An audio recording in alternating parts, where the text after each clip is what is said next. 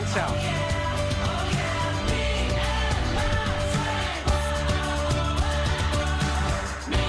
Sponsor KPBS today. I had a tremor in my leg. There's danger on the horizon. I was diagnosed at 39. Parkinson's has multiple symptoms. Holding it together is more exhausting than the disease itself. You never know what's going to happen if you don't give up. You might live. Watch live or stream Tuesday at 11 on KPBS. You're watching KPBS.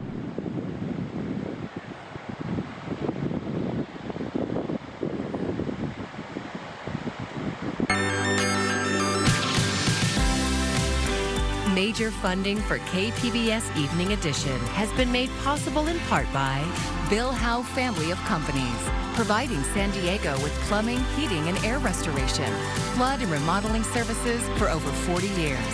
Call 1-800-BILL-HOWE or visit billhowe.com. And by the Conrad Trebas Foundation, Darlene Marcos Shiley, and by the following.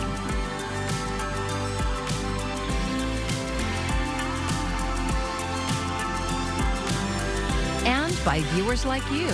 Thank you.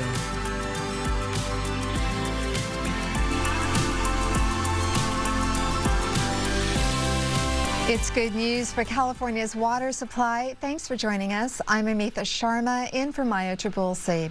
There are 64 feet of snow in the mountains near Lake Tahoe, which will eventually melt into the state's rivers and reservoirs. But KPBS reporter Melissa May tells us the message from the San Diego County Water Authority is it's still important to conserve water. The state's latest snowpack survey shows a big rebound from earlier this year. State water managers measured above average levels for April after below average measurements the first 3 months of the year. The County Water Authority says local water supplies are also in good shape. Debbie Dunn with the Water Authority says this is the first time she can remember reservoirs across the state being nearly full. You can take an enjoyable shower. Not saying a longer shower, but an enjoyable shower. Things are looking good. And so this might be a great time to plant a tree. Give that tree a little extra water and help cool the environment. More trees we have, the more greenery. It will help with climate resiliency. Climate researcher Dan Cahan with the Scripps Institution of Oceanography says climate models predict more volatility in the future. You know, prolonged periods of dryness and then interludes of wetness, some of which can be pretty heavy. And of course, you know, the delivery of precipitation is kind of a two-edged sword because sometimes it levies floods along with, water supply. Cahan says he doesn't expect too much change overall in precipitation in the future, but we're likely to lose more to the landscape and to the atmosphere so that we're going to have to learn how to use water wisely and, probably be a bit more conscious in conserving.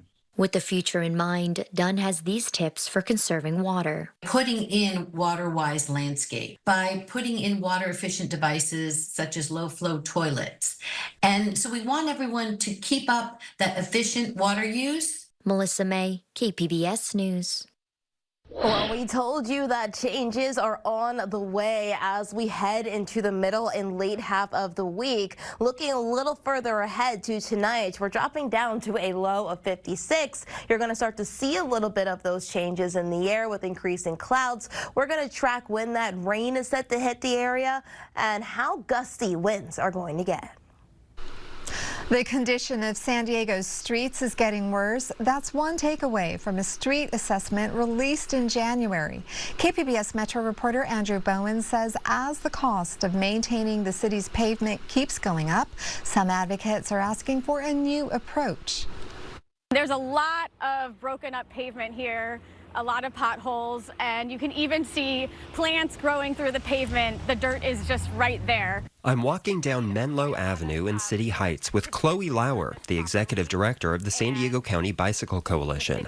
As you can see, this street is in really bad shape. The reasons are many, and they're complicated, but one factor is the city's dependence on cars. The more we drive, the more we have to spend fixing the roads. As our cars and vehicles get bigger and heavier, and with electric cars also being very heavy with their batteries, that puts more stress on the roads, which requires more resurfacing at a faster rate. So basically, if we continue in this direction, we'll never catch up. In January, the city released a first-of-its-kind pavement management plan.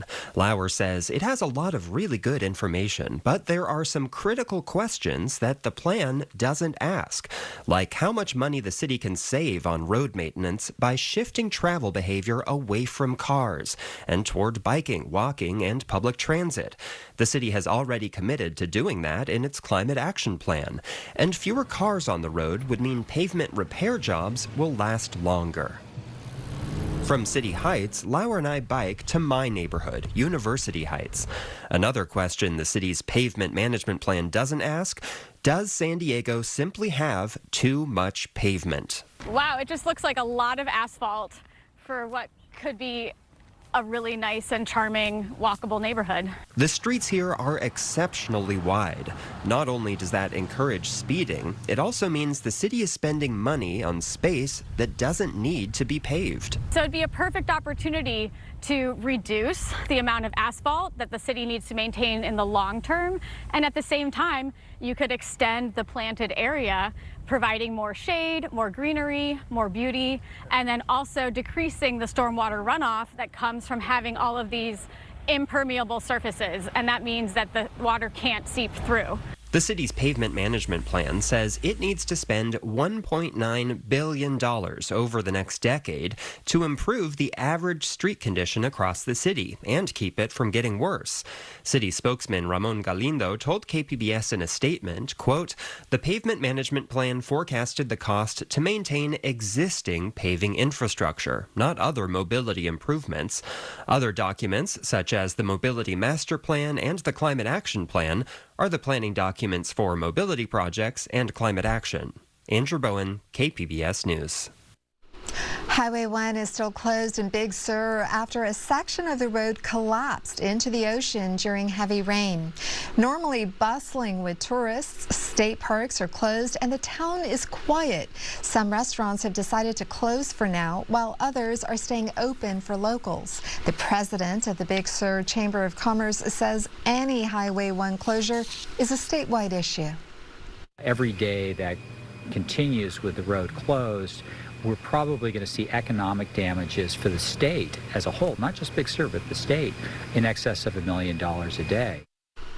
When Big Sur was similarly isolated back in 2017, Visit California estimated $500 million in economic losses. Meanwhile, rain in the forecast has led to the cancellation of convoys on Thursday and Friday at the repair site.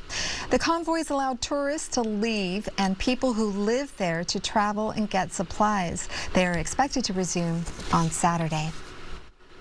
Hundreds of thousands of Californians still use landlines for phone service, but maybe not for long. AT&T maintains those copper wire lines, and they're asking the state to no longer require them to. KPBS Sci-Tech reporter Thomas Fudge says the possible loss of landlines is causing many people who use them to object to the State Public Utilities Commission. Tom, who are those people who could be affected by this? Well, Amitha, hundreds of thousands of Californians still use landlines for phone service. That may sound like a lot, but in today's world, it's not very much. In fact, AT&T says these customers represent just 5% of their customer base, with other customers choosing mobile service and fiber optic cable connections. Landline customers are often elderly people who are not comfortable with new technology, or people in rural areas who have few service options. Teddy Verhees with AT&T California says serving people with functioning copper wire landlines is not cheap. Continuing to upgrade and maintain and build out that network for only a very small customer base is very expensive. So every dollar we're investing, continue to invest in the copper network, prevents us from being able to put that money into advanced services like fiber and wireless. AT&T is considered in California to be the carrier of last resort, meaning they're responsible for those landlines. The company wants the California Public Utilities Commission to stop requiring AT&T to be that. And they want their customers to start using modern technology. But people like Joshua Hart in Plumas County, California, say for people in rural areas, landlines are the only thing they've got. And so while AT&T claims to be bridging the digital divide and working on these advanced technologies, a lot of people, in urban and especially in rural areas are really being left behind without alternatives.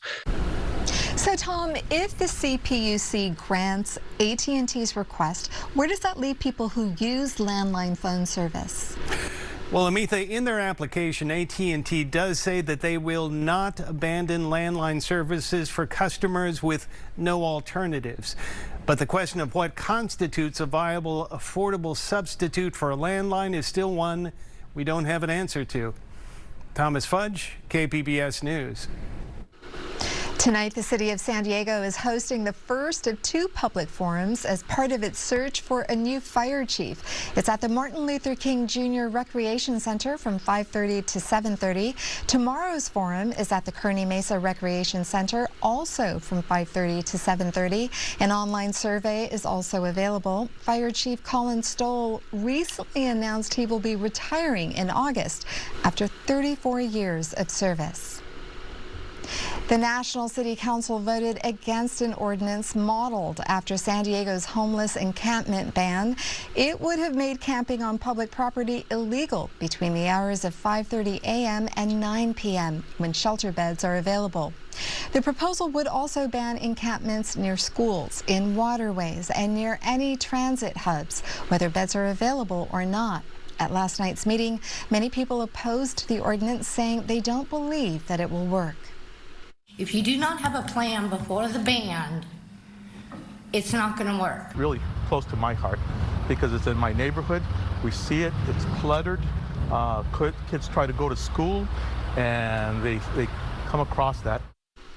The City Council didn't approve the measure because National City doesn't have open shelter space at the moment. A shelter operated by the San Diego Rescue Mission is expected to open by this summer. The council directed staff to do more research and report back by June. President Biden and former President Trump claimed wins in another round of primaries yesterday. Although they have already secured their nominations, both were paying close attention, especially in battleground states like Wisconsin. Here's Julia Benbrook with some key takeaways. Almost any path to victory will run through several swing states, including Wisconsin. Back in 2016, former President Donald Trump secured a win there by fewer than 23,000 votes. And then in 2020, President Joe Biden won by fewer than 21,000 votes. I came to office determined to uphold the duty that gets us through one of the toughest periods in our nation's history.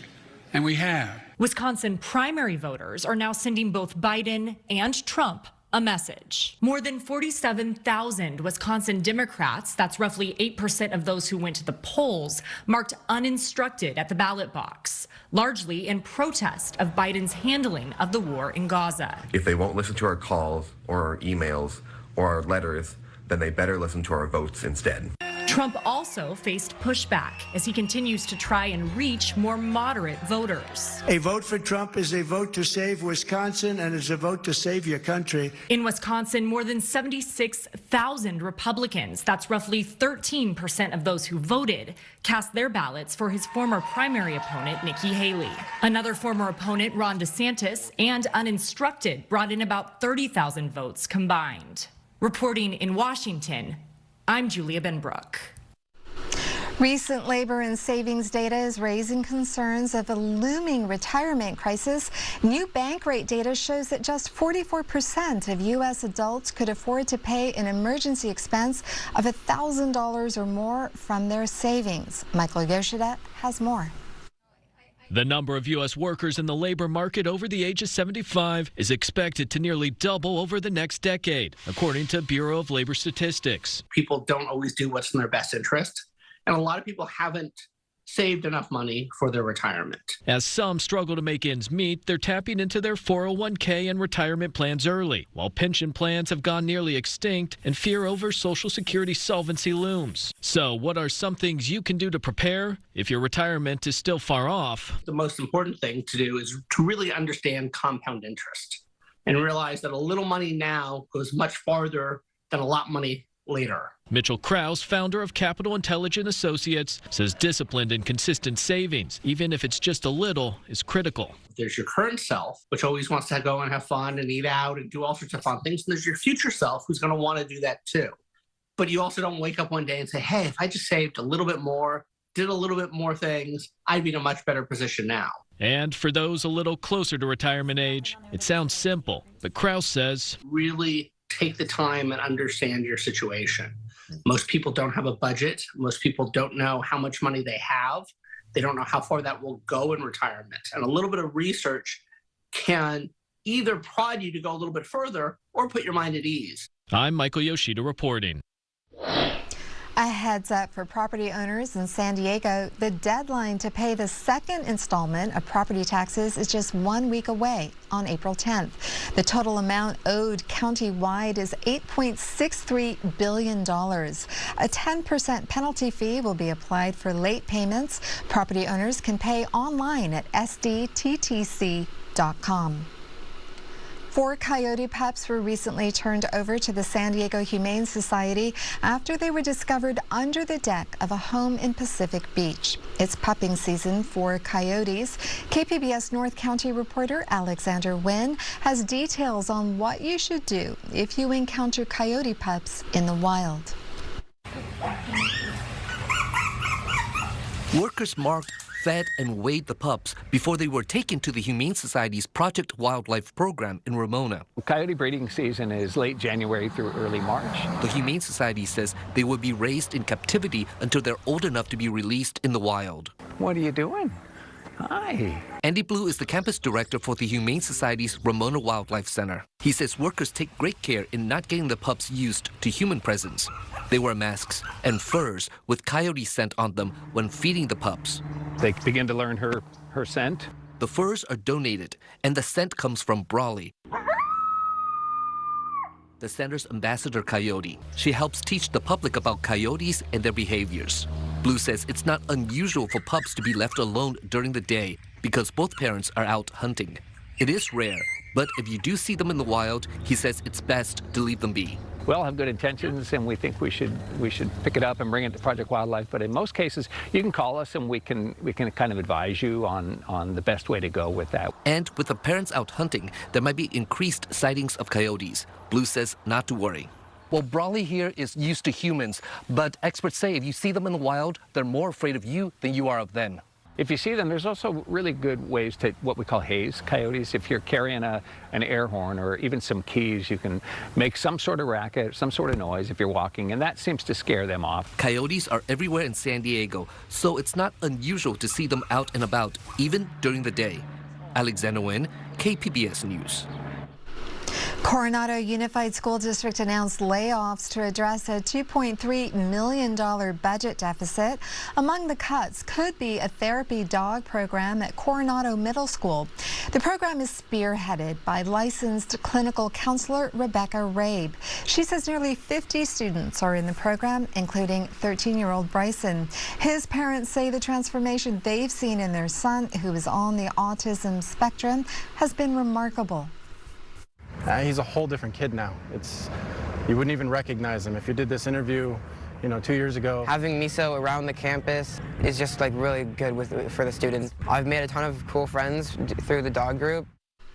Rebecca was recently notified by the district that her job may be cut, along with a few other counselors, specialists, and others. The district says final notices will be given in May after Governor Newsom's budget revision is released.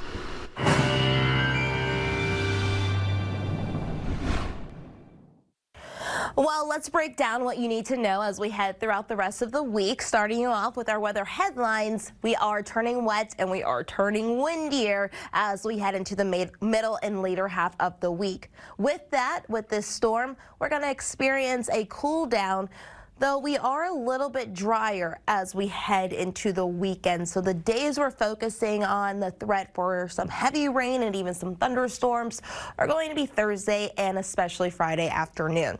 Tonight, we're looking at lows in the 50s from Oceanside, 52, San Diego, 56. Again, those clouds are going to start to increase as we head a little bit further inland. Ramona, you're at 42, Borrego Springs, 53, and Mount Laguna, you're dropping down to a low tonight of 40.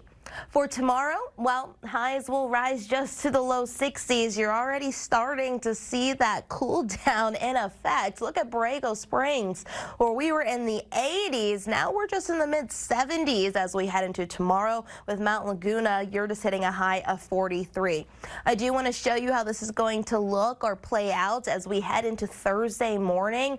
Again, we have those clouds socked in, especially there along the coast. But then as we head into late Thursday, Friday, that's when this action is set to hit, and you see some of those screaming colors. We have the reds, we have the oranges. That means some heavy rain is on the way, and you're even starting to see that change over to blue. Yes, I'm not going to rule out some snow there for the mountains, and well, we are still tracking that threat for thunderstorms even as we head into Friday.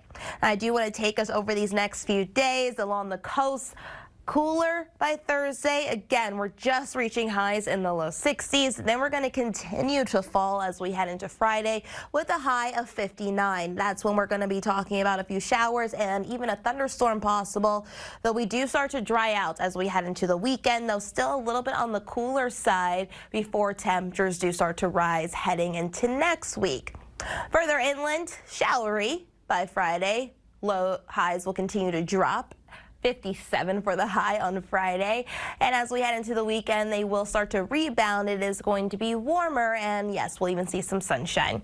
As for the mountains, well, it's going to be cold. Look at the wording here, frigid. A high of just 26, a low of 17, and with all of that cold air, it's enough to support some snow. It is going to be quite windy at times, though we do start to warm up slightly as we head into the weekend, though it is still going to be a little windy towards the later half of the weekend in the mountains. Breezy there in the deserts, and yes, we're even talking about some showers there on Friday. Highs will continue to drop over these next few days, just a high of 60 there by Friday. But as we head into the weekend, it is still a little breezy, but highs will rebound. For KPBS News, I'm meteorologist Bree Guy. 5 little sea dragons are swimming into the spotlight at the Birch Aquarium at Scripps.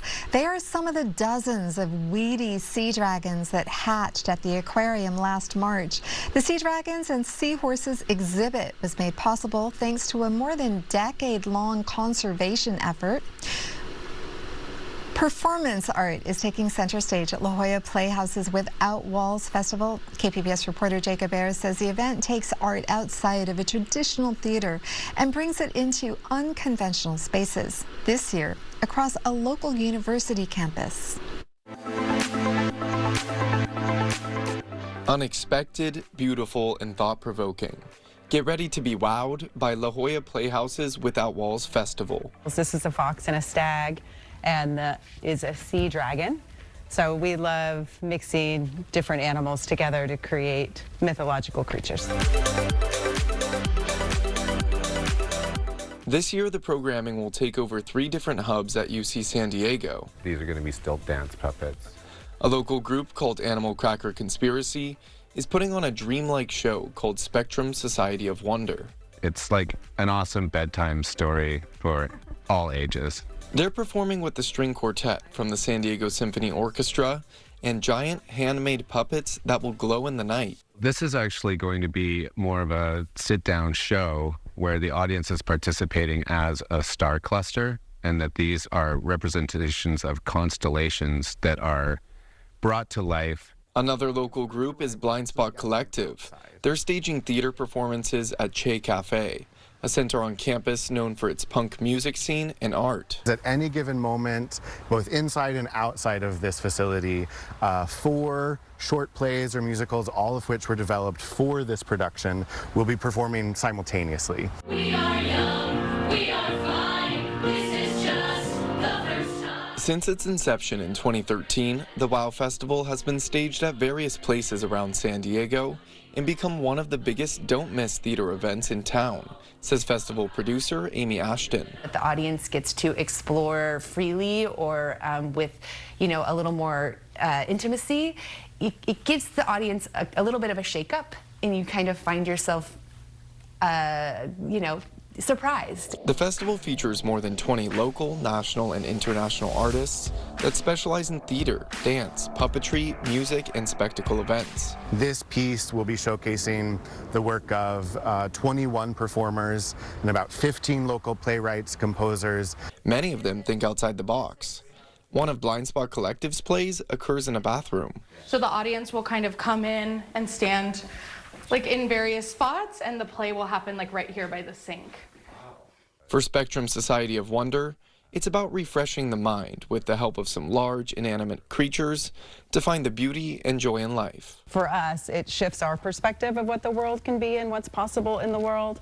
And that's really a large part of what the show is about, is how we perceive the everyday. Ashton says there's something for people of all ages and backgrounds at the festival, and that traditional theater rules don't apply. This is our chance to kind of completely blow up those rules and say, this is a place where everybody's welcome. Hopefully you will find a spot that you feel comfortable in, and if you don't, let us know, because we want to fix it.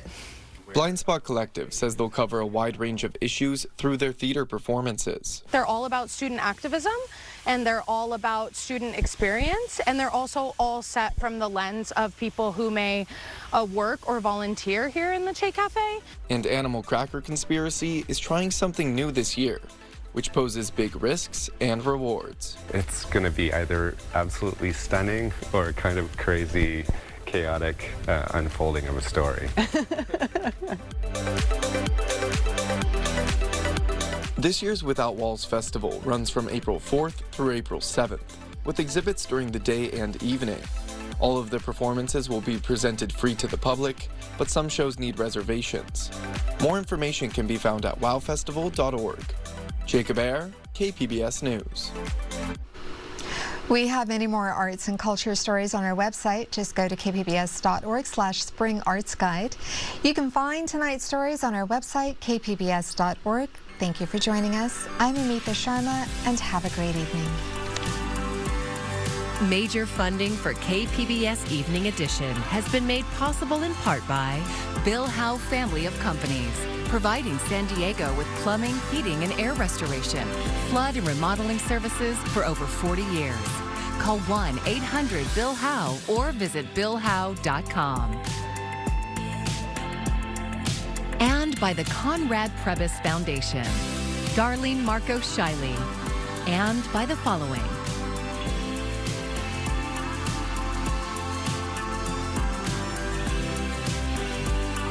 And by viewers like you. Thank you.